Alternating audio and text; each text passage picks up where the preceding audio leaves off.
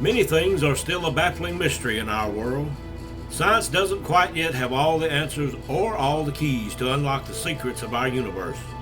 Every day, somewhere, someone sees something they can't explain. Something that we're told is not there, is not real, or simply doesn't exist. Too many reliable people tell of sightings and encounters with the unknown. The myths, legends, folklore, and old wives' tales are usually based in fact and in reality. When a witness to such a strange encounter finds no one believes them and faces ridicule from people they trust and love, they turn to us, the Alabama Bigfoot Society. From the heart of the South, this is Alabama Adventure.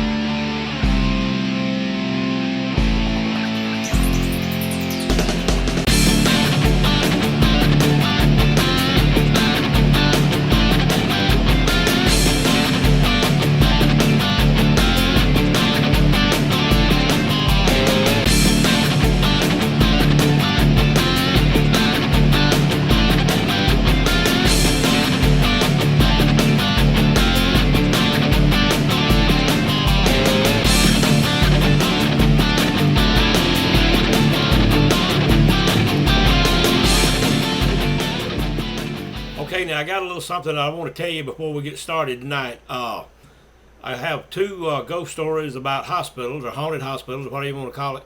One of these will be okay for everybody to watch. One of them deals with the death of a child. So if you don't want your children to watch that, or if you're uncomfortable with watching something about the death of a child, then you might not want to watch. But anyway, I just wanted to let you know that before we get started. Okay, now what I'm going to talk to you about tonight is ghosts. Not just ghosts in general, but ghosts in hospitals. Haunted hospitals, I guess you could call it, of Alabama. I have had a lot of reports over the years of hospital or hospital rooms or something very closely associated with hospital are haunted, where ghosts have been seen, strange occurrences happen, or whatever. But anyway, tonight I'm going to tell you only two of those hauntings. I'm not going to tell you the name of the hospital because I don't want you going there doing some investigation or that type of stuff. The nurses, the doctors that tell me these stories tell me this in complete confidentiality, I believe is the way you pronounce that word. That's why I said it's slow, so maybe I could get it out.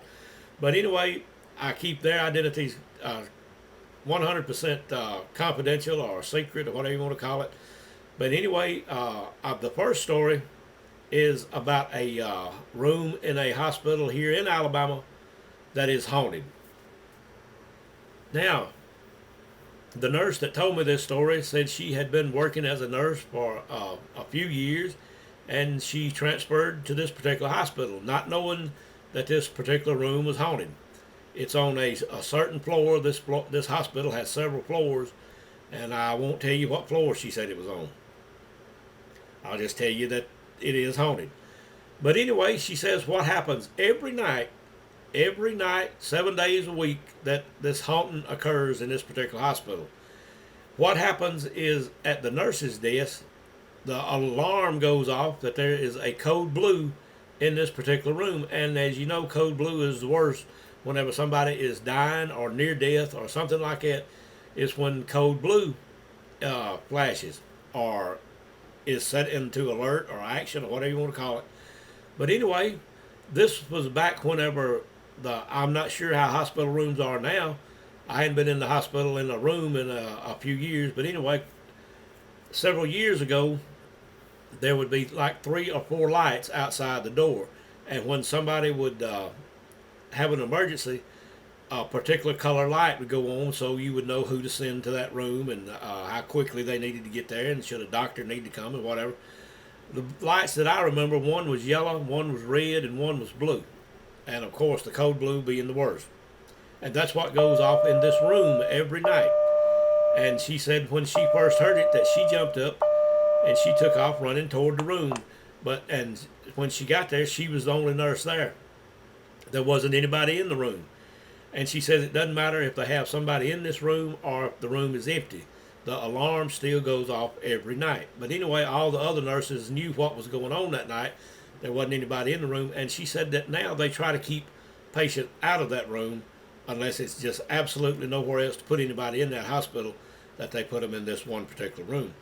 But she said what happens every night is when this alarm goes off, when you walk into the room, as I said, this was back when the lights were outside the door, and she said this blue light would be flashing, and that's I guess the top priority emergency in a hospital is whenever they get code blue. But anyway, she said the light will be flashing outside the door. The alarm at the nurse's station or the nurse's desk will be going off. And when you walk into this room, the bed will be going up and down, up and down. And she said that they had changed beds in this room numerous times while she was there. And before she got there, they also said they had changed beds in this room, thinking that something might be wrong with the bed. They even changed the wires that went from the plug-in to the bed, and they even changed the wall plug-in, the wall socket. She said several times that it was all of this was changed, thinking that something would be wrong with the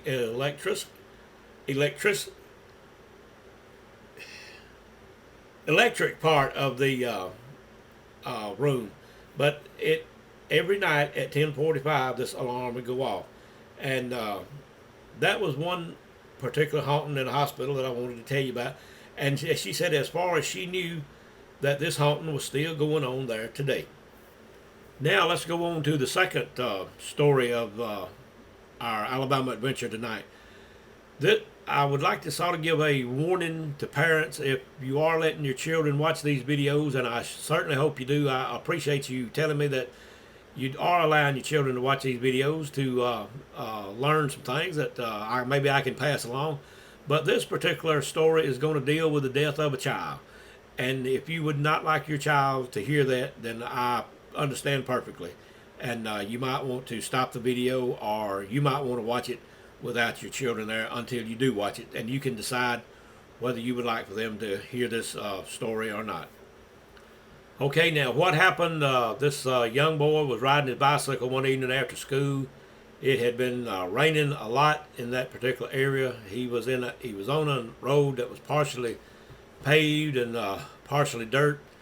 Anyway, this car or pickup came along down the road, and he got off the road to begin with, but there were some other cars parked along the road. And as the car neared him, for whatever the reason, he darted back out into the road, and the driver could not avoid him. It was just unavoidable that he came out so close to the car that this other vehicle hit him. And keep in mind now that when it did hit him, it was near a mud hole, and that's where the child fell. He didn't completely fall in the mud hole. Only his from about his knees down and his feet were in this mud hole when the car hit him. And as I said, that was where he went down. Anyway, they called the ambulance as quickly as they could to get there. He had received massive injuries, they said. But anyway, the ambulance got him up and rushed him to the hospital as quickly as it could. And then that's where this lady came in contact with him for the first time. And she said they brought him in, said he seemed like he was unresponsive. She said it seemed to her like he was already dead. However, they carried him on into the emergency room, where the doctors and several of the staff worked on him for a while until they gave up. So now in the emergency room, the doctors and the staff worked on him as long as they possibly could until they saw that they were fighting a losing battle, I guess would be a way to put it. There was nothing they could do. And she did state that she wanted to make it very clear that the doctors did not just walk in and look at him and give up, that they worked extensively with the child trying to save his life, but he was already dead. And anyway, then what happened? She said, of course, they covered the body up with a sheet and everything, and the family had already been notified that the child had been in a very serious accident and for them to get to the hospital as fast as they could. She said what she really remembered about this child when it first came in was his tennis shoes, how they were just covered with the mud from where the accident had happened. She said they were just really caked with a lot of mud, and said whenever, shortly before the child's family got there, she said she and another nurse decided to go back into the emergency room where the body was, because they wanted to make sure that his head was covered up, because this was where he had received such bad injuries, was to his head. So they wanted to have that completely covered up when his parents arrived. And she said when they went back in the room, said then that's when they became shocked. They said, let me tell you to begin with how this hospital room kind of looked. As a lot of hospitals are, the walls are tile, and that's the way this one was, ceramic tile. And she said directly above this child's head on the wall were muddy footprints. And she said it wasn't just one, said it was several steps, like this child's soul or spirit or whatever had walked up the wall and through the ceiling. And she said whenever they saw these muddy footprints, they didn't know what to think. And this other nurse that went in with her to help her make sure that he was covered up well actually took one of the child's tennis shoes off and held it next to one of the muddy footprints on the wall and said the design on the sole of the shoe matched perfect. So was this actually this child where he came out of his body and his soul came out of his body and he actually walked up the wall on into the afterlife or to the next world or wherever we may go? But anyway, she said when she saw this that she ran out of the emergency room back to the nurse's station where she was working and waited on the family. And then called housekeeping, and this other nurse and housekeeping went back in the room and washed all this mud off the wall so that this boy's family would not see this whenever they got there. And she said, and they did get there in just a few minutes, and said she told them that they were still working with the child and that they couldn't go into the emergency room until the doctors okayed it. And said whenever housekeeping came out and this other nurse notified her that the wall was clean, keeping it away from the parents, what she was saying, then she went to them and told them that the child had passed away and went into the emergency room with them as nurses usually do. But anyway, that was just a ghostly occurrence in a hospital that's here in Alabama. I won't tell you that particular hospital because you might want to go do some investigating, and we do keep all that type of stuff strictly confidential here at Alabama Bigfoot Society. But anyway, as I always do, I'd like to say hello to granddaughter Madison. I'd also like to tell you that the Alabama Bigfoot Society is running completely out of pocket, and if you can or would like to make a donation, it would be greatly appreciated. If you like what we're doing down here in Alabama, I hope you give us a like. And if you like these videos, I hope you subscribe to the channel. I guess we'll be looking for you next time on the next Alabama Adventure.